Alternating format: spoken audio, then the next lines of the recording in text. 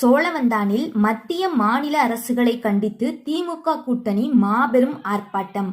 மத்திய பட்ஜெட்டில் தமிழகம் புறக்கணிக்கப்பட்டதை கண்டித்தும் 100 நாள் வேலைவாய்ப்பு திட்டத்தில் நிலவும் குளறுபடிகளை சுட்டிக்காட்டியும் சோழவந்தானில் மதசார்பற்ற முற்போக்கு கூட்டணி சார்பில் கண்டன ஆர்ப்பாட்டம் நடைபெற்றது.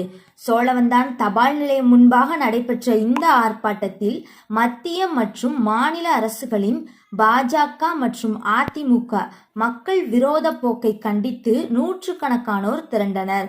100 நாள் வேலைவாய்ப்பு திட்டம், இத்திட்டத்தில் முறையாக வேலை வழங்காதது மற்றும் போதிய நிதி ஒதுக்காதது தொடர்பாக மத்திய பட்ஜெட் தமிழகத்தின் வளர்ச்சி திட்டங்களுக்கு தேவையான நிதியை மத்திய அரசு ஒதுக்காமல் புறக்கணிப்பது, ஏழை மற்றும் நடுத்தர மக்களின் வாழ்வாதாரத்தை பாதிக்கும் மத்திய அரசின் கொள்கைகள், இந்த அம்சங்களை வலியுறுத்தி ஆர்ப்பாட்டத்தில் கலந்து கொண்டவர்கள் ஆவேசமாக கண்டன கோஷங்களை எழுப்பினர்.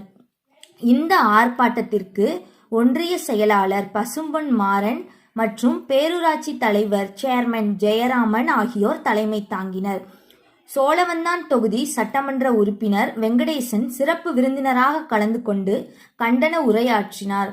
மேலும் இந்த போராட்டத்தில் நகர செயலாளர் சத்யபிரகாஷ், துணை செயலாளர் ஸ்டாலின், காங்கிரஸ் வட்டார தலைவர் பழனிவேல் ஆகியோர் முன்னிலை வகித்தனர். திமுக மற்றும் அதன் கூட்டணி கட்சிகளை சேர்ந்த நிர்வாகிகள் ஸ்ரீதர், கருத்தப்பாண்டி, குருசாமி, நாகேந்திரன், ராம்குமார் உள்ளிட்ட ஏராளமான தொண்டர்கள் மற்றும் பொதுமக்கள் பெருந்திரளாக பங்கேற்று தங்கள் எதிர்ப்பை பதிவு செய்தனர்.